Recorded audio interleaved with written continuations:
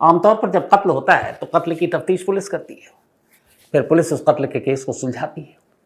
अब थोड़ा बैठकर तसल्ली से सोचिए, अगर पुलिस ही कत्ल कर दे तो फिर सुलझाएगी तो खैर पुलिस, लेकिन जब वो पुलिस वाला कत्ल करेगा तो उसके दिमाग में क्या चल रहा होगा, क्योंकि मालूम है उसे कि मैं पुलिस में हूँ। पुलिस वाले कैसे केस की इन्वेस्टिगेशन करते हैं, तफ्तीश करते हैं, एक केस को कैसे सुलझाया जा सकता है और एक केस को कैसे उलझाया जा सकता है। तो सुलझाने और उलझाने की बारीकियों से वो अच्छी तरह वाकिफ होता है। ये कहानी एक ऐसे ही पुलिस वाले की है,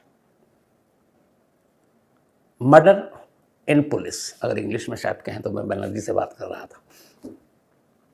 बात 2 साल पुरानी है। 2 साल पहले दिल्ली पुलिस में एक लेडी कांस्टेबल, नाम मोना यादव, रहने वाली बुलंदशहर की, 2012 में, सबसे पहले तो 2 साल पुरानी कहानी है लेकिन उससे पहले भी थोड़ा और चलना पड़ेगा।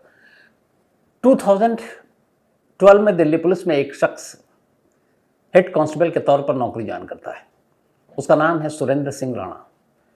वो पुलिस जो पीसीआर की वैन होती है उसमें बतौर ड्राइवर उसने नौकरी ज्वाइन की। उसके 2 साल के बाद 2014 में बुलंदशहर से आई एक लड़की जिसका नाम मोना यादव, वो दिल्ली पुलिस ज्वाइन करती है कांस्टेबल के तौर पर। मतलब वो कांस्टेबल थी और सुरेंद्र सिंह राणा उससे सीनियर हेड कांस्टेबल। बाद में दोनों की ड्यूटी एक साथ पुलिस कंट्रोल रूम में लगा दी जाती है। अब जब पुलिस कंट्रोल रूम में लगाई गई तो दोनों में दोस्ती भी हो गई। धीरे धीरे दोस्ती बढ़ती गई। सुरेंद्र सिंह शादीशुदा और एक बच्चे, लेकिन मोना जो यहाँ आई थी कांस्टेबल में, उसने नौकरी की, पढ़ने लिखने में बेहद तेज ज़हीन दिमाग, और उसके सपने भी बड़े थे। उसका मकसद था लाइफ का कि उसे यूपीएससी क्रैक करना है और उसे आईपीएस अफसर बनना है, इंडियन पुलिस सर्विस को क्लियर करके। और आईपीएस का मतलब है सीधे आप एक असिस्टेंट कमिश्नर ऑफ पुलिस से अपनी नौकरी शुरू करते हैं। तो कांस्टेबल के तौर पर नौकरी तो कर रही थी, लेकिन उसने अपना शौक छोड़ा नहीं, लगन छोड़ी नहीं, और वो पुलिस में रहते हुए भी यूपीएससी की तैयारी करने लगी। इसी दौरान यूपी पुलिस के एग्ज़ाम के लिए फॉर्म वॉर्म निकला, उसने भर दिया, एग्ज़ाम में अपेयर हुई, बैठी, और यूपी पुलिस को उस एग्ज़ाम को क्लियर कर, वो सब इंस्पेक्टर के लिए एग्ज़ाम था, और वो एग्ज़ाम पास कर गई और वो सब इंस्पेक्टर बन गई। रिजल्ट आया, उसने देखा, अब उसके सामने ऑप्शन था, दिल्ली पुलिस में कांस्टेबल की नौकरी से रिज़ाइन करो और सीधे यूपी पुलिस ज्वाइन करो, वो भी सब इंस्पेक्टर। लेकिन उसने कहा नहीं, मैं सब इंस्पेक्टर की नौकरी ज्वाइन नहीं करूँगी। उसने दिल्ली पुलिस से रिज़ाइन कर दिया और उसने कहा, अब उसे एक बूस्ट मिला कि अगर मैं यूपी पुलिस में ये सब इंस्पेक्टर का एग्ज़ाम क्लियर कर सकती हूँ तो मैं यूपीएससी भी क्लियर कर सकती हूँ। ज़हीन थी ही। अब उसने यूपीएससी की तैयारी करने का फैसला किया पूरे लगन से। उसे लगा कि दिल्ली पुलिस की नौकरी करते हुए उसको पढ़ाई लिखाई में उतना वक्त नहीं मिलता है, पुलिस की नौकरी वैसे ही बहुत लंबी होती है। तो उसने इस्तीफ़ा दिया और अब उसने दिल्ली के मुखर्जी नगर इलाके में, जो हब माना जाता है, जो आईएएस बनना चाहते हैं या आईपीएस, वहाँ कोचिंग सेंटर और ये सारे बच्चे रहते हैं, या दिल्ली यूनिवर्सिटी में जो पढ़ते हैं वो सारे रहते हैं, तो वही मुखर्जी नगर में वो एक पीजी में अब रहने लगी और यूपीएससी की तैयारी करने लगी। इधर कहानी ये थी कि जब उसने दिल्ली पुलिस ज्वाइन किया और एक ही पुलिस कंट्रोल रूम में दोनों की ड्यूटी थी सुरेंद्र के साथ, सुरेंद्र उसे मन मन में चाहने लगा और उससे शादी करना चाहता था। हालांकि वो शादीशुदा था और एक बच्चे थे, लेकिन उसने मोना को ये बात बताई नहीं। उधर मोना की ज़िंदगी में ये था कि ये सब कुछ साइड में, सबसे पहले मुझे अपना सपना पूरा करना है, मुझे आईपीएस अफसर बनना है, मुझे यूपीएससी क्रैक करना है। तो वो उसी धुन में अपने पढ़ाई में लगी रहती। जब दोनों साथ में थे पुलिस कंट्रोल रूम में तो मिलने मिलाने का भी ज़्यादा मौका मिलता था। लेकिन अब वो आ गई तैयारी करने के लिए यूपीएससी, और इसी साल उसको 2020 में अपेयर भी होना था, तो उसने मिलना जुलना भी कर दिया। अब हेड कांस्टेबल को लगा कि ये मोना सब इंस्पेक्टर का एग्ज़ाम पास कर चुकी है, टैलेंटेड है, ज़हीन है, अब ये आईपीएस ना बन जाए, क्योंकि वो चाहता था कि वो उससे शादी कर ले। अब आईपीएस बनने का मतलब ये हेड कांस्टेबल और वो फिर सीधे एसीपी, हुक्म भी बजाना पड़ेगा। लेकिन यहाँ यह भी था कि वो उसके प्यार में पागल शादी करना चाहता था, मोना शादी करना नहीं चाहती थी, और एक तो उसे असलियत भी नहीं मालूम थी कि ये शादीशुदा है हेड कांस्टेबल। तो खैर वो उसे बहुत समझाता रहा शादी करने के लिए, लेकिन मोना मना करती रही, बोलेगी मेरे पास अभी वक्त नहीं है, मुझे तैयारी करनी है, मुझे एग्ज़ाम में अपेयर होना। इसी तरीके से वक्त बीतता रहा, बीतते बीतते 2020 आ गए। 2020 में दोनों ने फिर इस बात पे शादी को लेकर बातचीत शुरू हुई। कई साल हो गए थे लेकिन मोना इसके लिए तैयार नहीं थी। अब 20 से 21 आ गया लेकिन मोना तैयार नहीं हुई। इधर वो एग्ज़ाम में अपेयर होने की अपनी पूरी तैयारी कर रही है, सब कुछ चल रहा है। तभी सितंबर का महीना आया 2021 का, 2021। 8 सितंबर की ये बात है। सुरेंद्र गया मिलने के लिए मोना से, मुखर्जी नगर, उसके पीजी। उसके बाद उसने कहा आओ चलो, तुम बहुत पढ़ाई लिखाई कर रही, तुम्हें थोड़ा आउटिंग करा के लाते हैं। वो अपनी गाड़ी में उसको बिठा कर ले गया। अब गाड़ी में लेकर गया, फिर उसने गाड़ी के अंदर जिक्र छेड़ दिया शादी। मोना ने मना किया, उसे गुस्सा आ गया। अब वो गाड़ी को ड्राइव करते हुए सीधे बुराड़ी ले गया। दिल्ली में वही बुराड़ी जहाँ कुछ साल पहले एक ही घर में 11 लोगों ने खुदकुशी की थी। उस बुराड़ी में एक इलाका है पुश्ता, सन्नाटा है वहाँ पर, रात का वक्त हो गया था। तो उसी पुश्ता के करीब आसपास में कोई था ही नहीं। उसने गाड़ी रोकी, फिर उसने शादी की बात की। मोना ने मना कर दिया। गुस्से में उसने उसका गला पकड़ा और गला घोंट दिया। कार के अंदर ही मोना का कत्ल हो चुका था और कातिल कोई और नहीं, दिल्ली पुलिस का एक हेड कांस्टेबल था। कत्ल करने के बाद अब उसने मोना के मोबाइल, आईडी कार्ड, ये सारी एटीएम, ये सारी कार्ड वार्ड सारा अपने पास रख लिया। उसके बाद उसने लाश उठाई कार से और वहीं किनारे एक नाला था, थोड़ा सा पानी था, सूखा था, उसमें थोड़ा सा उसने गड्ढा किया। उस गड्ढे में लाश मोना की डाली, उस पर मिट्टी डाली और फिर आसपास उसने ढूंढा, कुछ पत्थर मिले, उसने उस मिट्टी के ऊपर पत्थर रख दिए। ये सब करने के बाद वो घर लौटा। अब घर आने के बाद धीरे धीरे वक्त बीता। मोना चूंकि स्टडी कर रही थी बुलंदशहर के, उससे घर वालों को मालूम था। पढ़ाई लिखाई में कई दिन बात नहीं करती, लेकिन ऐसा भी नहीं है कि महीनों बात ना करे। करीब हफ्ता बीत गया, घर वाले मोना को फ़ोन कर रहे थे, वो उठा नहीं रही थी। घर वालों को फिक्र हुई। अब जब फिक्र हुई तो उन्होंने फिर सुरेंद्र से पूछा, क्योंकि सुरेंद्र जानते थे कि एक तरह से उसका दोस्त, वो उसके घर भी गया था सुरेंद्र कई बार, और एक ही विभाग पुलिस में है। तो सुरेंद्र ने कहा कि नहीं, वो यहाँ है नहीं, पर मुझे लगता है कि एक अरविंद नाम के किसी लड़के के साथ उसका अफेयर था, तो उसी के पास इधर उधर गई होगी। करते करते पूरा महीना लगभग बीतने वाला था। 8 सितंबर को यह कत्ल हुआ था। 20 अक्टूबर की तारीख आ गई 2021। मोना के घर वालों को अब चिंता सताने लगी कि लगभग महीना हो रहा और कोई कांटेक्ट नहीं। वो दिल्ली आ गए। उन्होंने सारा इधर उधर पता किया। सुरेंद्र ने भी कहा कि मेरी मुलाकात नहीं हुई है। उसके बाद आखिरकार 20 अक्टूबर 2021 को मोना के घर वालों ने मुखर्जी नगर पुलिस स्टेशन में एक रिपोर्ट लिखाई, गुमशुदगी की रिपोर्ट। अब पुलिस ने इधर उधर तफ्तीश की। हालांकि अपने ही डिपार्टमेंट कुछ दिन पहले ही इस्तीफा दिया, लेकिन उन्हीं की दिल्ली पुलिस की एक्स कांस्टेबल की गुमशुदगी का मामला था, पर शायद दिल्ली पुलिस ने उस केस को भी वैसे ही हल्के में लिया। अब इधर जब रिपोर्ट लिखाई गई तो खुद सुरेंद्र भी घर वालों के साथ मोना के पहुंचा, पुलिस स्टेशन में रिपोर्ट लिखाया। फिर उनके साथ जहाँ जहाँ वो कोई जानकार हो, कोई रिश्तेदार हो, वहाँ वहाँ भी जाता, ढूंढता, उनके साथ रहता, कहता मैं पता करूँगा, घर वालों को तसल्ली दिलासा देता रहता। फिर कुछ दिनों बाद उसने घर वालों को फ़ोन किया। उसने कहा मेरे को पता चला है मेरे मुखबिर से कि मोना का एक अरविंद नाम के लड़के के साथ अफेयर था और दोनों ने भागकर शादी कर ली। घर वालों को लगा ठीक है, कर ली तो बता तो देना चाहिए घर वाले को, लेकिन फिर भी तसल्ली तो हुई नहीं। अब इसने खेल करना शुरू किया। चूँकि दिल्ली पुलिस में था, अब ये पुलिसिया दिमाग चलाना लगता है। इसने मोना के फ़ोन, मोना का एटीएम, मोना का आधार, ये सब अपने पास रखा हुआ था। चूँकि मोना और इसकी दोस्ती थी तो अक्सर ये लोग मोबाइल पे जो बात करते थे कई बार वो बातचीत को ये रिकॉर्ड भी कर लेता था। तो मोना के कुछ ऑडियो क्लिप इसके मोबाइल में थे। हाँ, जैसे बातचीत हो रही, कैसी हो, अच्छा मैं ठीक हूँ, मैं भी बिज़ी हूँ, ये हूँ वो हूँ, पर चिंता मत करो, मैं सब ठीक है। ऐसे कुछ ऑडियो को इसने निकाला और उसको एडिट किया। और उसको एडिट करने के बाद अब मोना के घर वालों को ये मोबाइल पे उस ऑडियो को सुना देता, मैं ठीक हूँ, अभी बिजी हूँ, बाद में बात करूँगी। 3-4 बार उसने ऐसा किया, घर वालों को लगा चलो बेटी की आवाज़ सुन रहे हैं, और ये अलग अलग नंबरों से आता था, तो उन्हें भी तसल्ली हो गई कि ठीक है।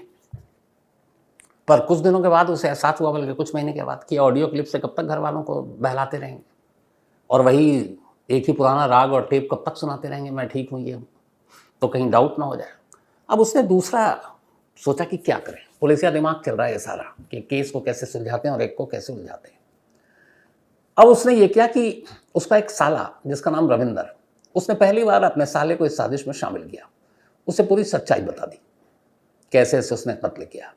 अब उसने साले को कहा कि तू जो है अरविंद बन जा, और अरविंद बन करके तू मेरे कहने पर इस नंबर पे तू फ़ोन कर, और तुझे जो जो कह रहा हूँ वो करना। अब इन्होंने अलग अलग नंबरों से अरविंद ने, बल्कि इसका जो साला है रविंदर, वो अरविंद बनकर मोना के घर फ़ोन कर रहा है और कह रहा है जी मैं अरविंद बोल रहा हूँ, मैं मोना से प्यार करता हूँ, हम दोनों ने शादी कर ली है, लेकिन मेरे घर वाले इस शादी के खिलाफ हैं, हम दोनों की जान के दुश्मन हो गए हैं। मैं अभी गुरुग्राम में हूँ, अभी पंजाब में हूँ, अभी हरियाणा में हूँ, अभी उत्तराखंड में हूँ, तो अभी भटक रहा हूँ जान बचाने के लिए, लेकिन मोना ठीक है, आप चिंता मत करो, सब ठीक हो जाएगा, थोड़े दिन में हम लोग लौट आएंगे। घर वाले कहते भाई मोना से भी तो बात करा दो, तो कहता नहीं वो अभी बहुत डरी हुई है, सहमी हुई है, तो जैसे ही मामला कूल होगा हम आपकी मोना से बात कराएंगे। घर वालों को लगा चलो, पहले ऑडियो मैसेज सुना, खुद अरविंद जिसके साथ शादी की बात हो रही है वो भी फ़ोन कर रहा है, तो तसल्ली होती गई। लेकिन अब अरविंद से भी बार बार फ़ोन नहीं करवा सकता था, 2-4 बार तक तो ठीक है, क्योंकि घर वाले कहते भाई एक बार तो मोना से बात कराओ, तो फिर कोई जवाब नहीं होता।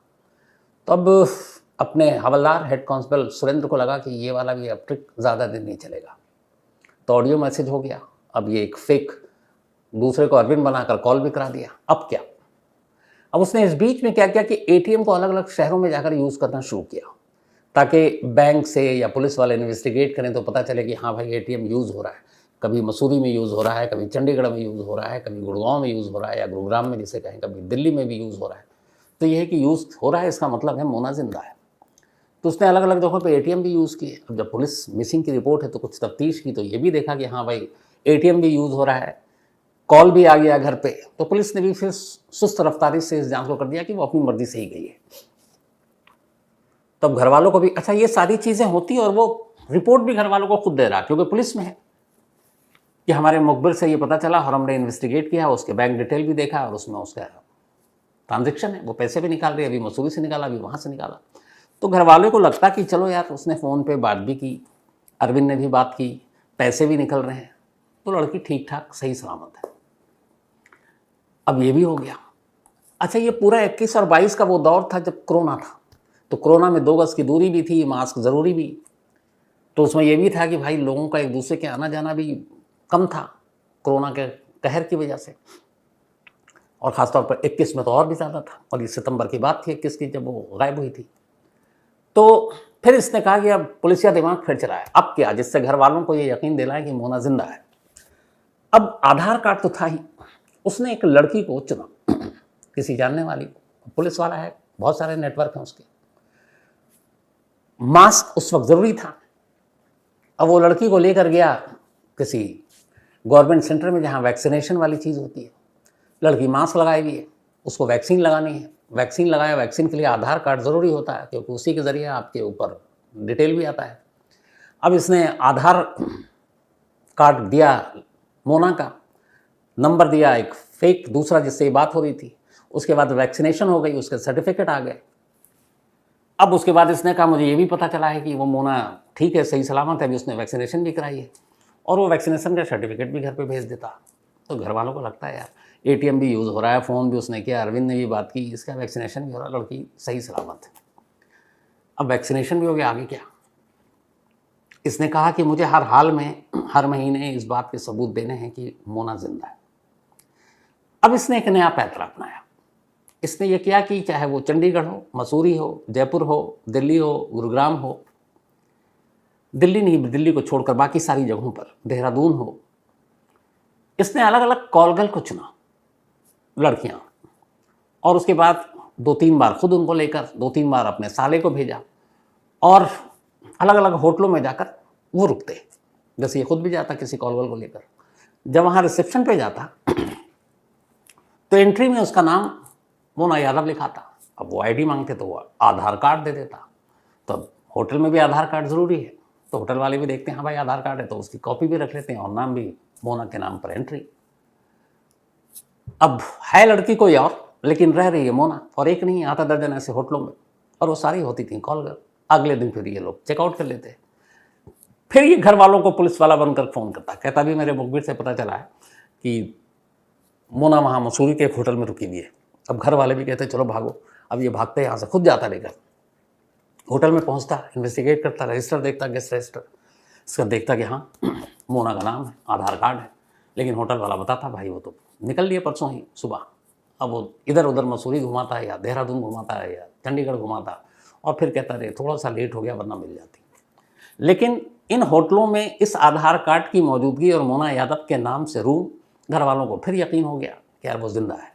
तो सारे सबूत, एटीएम से लेकर, वैक्सीनेशन से लेकर, उसका खुद शुरू का ऑडियो कॉल करना, होटलों में उसका रुकना, ये सारी चीज़ें मोना के घर वालों को धीरे धीरे ये यकीन दिला रही हैं कि मोना ज़िंदा है, अपनी मर्ज़ी से शायद उसने शादी कर ली है और जब वक्त होगा तो खुद सामने आ जाएगी, इसमें कोई फॉल प्ले नहीं है, इसमें कोई गड़बड़ नहीं है।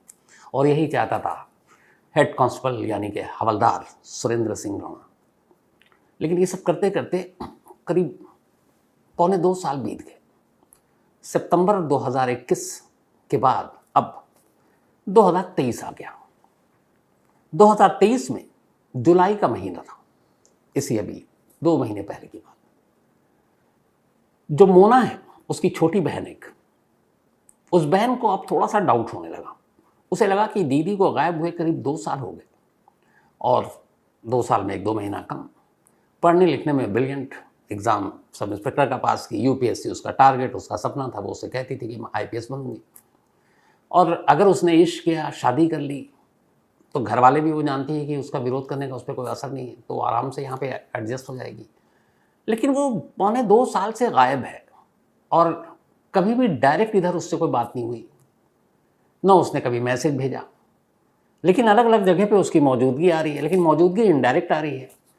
तो वो भी क्योंकि उसकी बहन थी, उसके दिमाग में कुछ अब शक पैदा हुआ। उसे लगा कि ये कुछ खेल है, कुछ गड़बड़ है, क्योंकि बहन इनडायरेक्टली तो हर जगह है, लेकिन डायरेक्टली उससे पिछले पौने 2 साल में एक बार भी बात नहीं हुई। वो अपनी माँ बाप इन सबको बताती है कि दीदी का इतने दिनों से ना कुछ गड़बड़ है। अब घर वालों को भी चिंता सच में हुई कि नहीं, वो शादी वादी शायद नहीं की। अगर कर भी लेती तो शादी को भी 2 साल हो गए, अब तो मामला सुलझ गया होगा। और अगर घर वालों से उधर खतरा था तो वो इधर आ जाती, इधर तो सेफ थी अपने घर में। रिश्ता ऐसा था कि ये लोग इनकार भी नहीं करते, मान भी जाते। लेकिन इतना वक्त हो गया, उसके बावजूद कोई कांटेक्ट नहीं, और पहली बार ऐसा ज़िंदगी में। फिर इतनी सारी चीज़ें दुनिया में हो रही है, अब उन्हें डर बैठ गया कि कहीं उनकी बेटी के साथ कुछ गड़बड़ तो नहीं। तब मोना की छोटी बहन ने अपने पेरेंट्स को तैयार किया और उन्होंने कहा कि हमें दिल्ली चलना चाहिए। उसके बाद वो दिल्ली आए। उन्होंने कहा हमें पुलिस कमिश्नर से मिलना है। अब उसके बाद ये पुलिस कमिश्नर संजय अरोड़ा जी से जाकर पूरा परिवार मिलता है इसी जुलाई में। जाकर वो सारी बात बताते हैं कि पहले दिल्ली पुलिस में कांस्टेबल थी, फिर उसका एग्ज़ाम क्रैक हो गया, वो सब इंस्पेक्टर पास हो गई यूपी में, लेकिन उसने ज्वाइन नहीं किया। दिल्ली पुलिस रिज़ाइन करके उसका सपना था यूपीएससी क्लियर करना, आईपीएस बनना। अभी सारी जब कहानी सुनी तो दिल्ली के पुलिस कमिश्नर को भी लगा कि एक ब्रिलियंट लड़की, एक ज़हीन लड़की, और उसका यूँ गायब होना, और पहले तो हैरान और आज तक पता नहीं। तो उन्होंने पहले तो रिपोर्ट ली, पता चला कि हाँ उसकी कोई जानकारी नहीं है। तब उन्होंने फ़ौरन उसी वक्त फैमिली से मिलने के बाद ऑर्डर पास किया और कहा कि इस मामले की क्राइम ब्रांच को जांच सौंपी जानी चाहिए। अब क्राइम ब्रांच के पास सीधे कमिश्नर से हुक्म कि भाई ढूंढो। अब क्राइम ब्रांच पहली बार तलाशी में जुट गई कि आखिर एक दिल्ली पुलिस की एक्स कांस्टेबल कहाँ गुम हो गई। सबसे पहले उन्होंने घर वालों के बयान दर्ज किए, घर वालों से पूछा पूरे पौने 2 साल के किस्से। तो घर वालों ने बताया कि जब वो गई उसके बाद उसके कुछ फ़ोन आए थे, वही ऑडियो वाले, और एक लड़के का फ़ोन आता था जिसका नाम अरविंद है, जिसके साथ उसने कहा कि हमने शादी कर ली, और वो अलग अलग नंबरों से फ़ोन करता था। लेकिन अब उसका फ़ोन आना भी बंद हो गया। तो पुलिस ने कहा ठीक है, वो नंबर आप बताएं। अच्छा, घर वालों की बेटी गायब है, एक फ़ोन कर रहा, तो नंबर तो रखेंगे सेव। उन्होंने वो नंबर सेव रखे हुए थे। अब क्राइम ब्रांच ने उन नंबरों को ले लिया। उन नंबरों को जब खंगाला, कम से कम 3 से 4 ऐसे अलग अलग नंबर आए जिससे कॉल करता था अरविंद। तो पता चला कि ये सारे नंबर, जो सिम कार्ड था वो फेक आईडी पे लिया गया था, मतलब नाम पता सब फर्जी था। तब पुलिस को लगा कि इस फेक आईडी पे लिया गया है, तो कई लोगों तक पहुंची हुई पुलिस। उन्होंने कहा भैया ये हमारा है, लेकिन ये हम यूज़ नहीं करते, ना कभी सिम यूज़ किया। उसके बारे में खंगाला तो पुलिस को लगा उसका बयान सच है। तो अब मामला आकर रुक गया कि फेक आईडी पर लिया गया है। अब असली कौन कर रहा था अरविंद बन करके, ये तो पता चले। इसी दौरान में अब ये सारे जो फॉर्म, आप चाहे फेक लें या रियल लें, आपको सिम लेने के लिए फॉर्म वॉर्म भरना पड़ता है। एक फॉर्म पे, अब फॉर्म के साथ आपको फ़ोटो देनी पड़ती है, हमारे अपने देश में ये पूरा रूल है। एक फॉर्म पे पुलिस को सभी फॉर्म पे अलग अलग तस्वीरें थी। अब तस्वीर और नाम किसी और का, चेहरा किसी और का। तो खैर वो सारी कलेक्ट कर ली पुलिस ने। सब दिन पता चला कि तो फेक आईडी से लिया गया, लेकिन उन फॉर्म को संभाल कर रखा। जब फॉर्म को संभाल कर रखा तो फिर उसमें तस्वीरें थी, सारी तस्वीरें निकल आई थी कि ये सब फेक है। फिर भी उन तस्वीरों को एक बार पुलिस ने मोना के घर वालों को दिखाई कि ये फॉर्म है, ये नंबर, आप ये नाम जानते हैं। उन्होंने कहा हम किसी को नहीं जानते। लेकिन अचानक एक तस्वीर देखकर उनकी फैमिली थोड़ी सी चौंकी। उसने कहा इस तस्वीर में जो शख्स है इसको हम लोग जानते हैं। तो उसने पूछा ये कौन है? तो बोला कि मोना के एक दोस्त और सीनियर थे दिल्ली पुलिस में, सुरेंद्र सिंह राणा, उनके साले के साथ ये कई बार मिला है। अच्छा, सुरेंद्र सिंह भी घर जाता था, कई बार साले को भी ले गया था, तो ये भी जाते थे क्योंकि एक ही डिपार्टमेंट पुलिस में थे। तो उसने कहा कि ये साले के साथ उनके आया हमारे घर पे। अब पुलिस चौंकी कि सुरेंद्र सिंह के साले के साथ ये आया, तो इसका क्या कनेक्शन? राजपाल नाम था उस फॉर्म पे। अब जब उन्होंने कहा कि ये बताया कि इसका नाम राजपाल है, तो पुलिस सीधे सुरेंद्र के, क्योंकि अभी तक पुलिस को ये था कि शायद इसी का कुछ काम है गुमशुदगी में, वो पहुंची सुरेंद्र के साले रविंदर के पास। रविंदर के पास पहुंचकर उसने पूछा कि यार तुम्हारा कोई दोस्त है राजपाल? रविंदर ने कहा है। वो राजपाल के पास ले गया। अब पुलिस ने राजपाल को उठा लिया। उठाने के बाद थाने लाई। अब पूछा कि ये एक नंबर है, इसके ऊपर तेरा फोटो कैसे? उसने कहा साहब हमने ये नंबर या मेरा फोटो इसलिए है कि मुझे रविंदर ने कहा था, हेड कांस्टेबल सुरेंद्र के साले ने।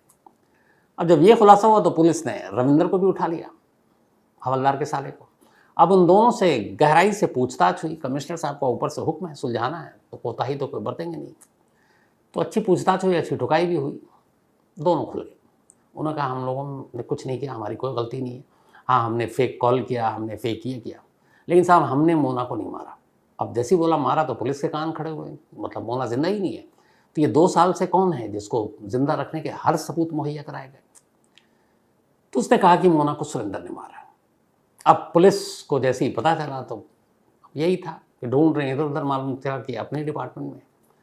अब उन 2 गवाहों की गवाही के आधार पर पुलिस ने अपने ही महकमे के हवलदार यानी कि हेड कांस्टेबल सुरेंद्र सिंह राणा को उठा लिया और अब उससे तसल्ली से पूछताछ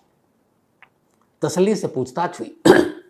उसे पता चल गया कि उसका साला और साले का दोस्त दोनों अपनी जुबान खोल चुके हैं, उसके पास अब कोई रास्ता नहीं है।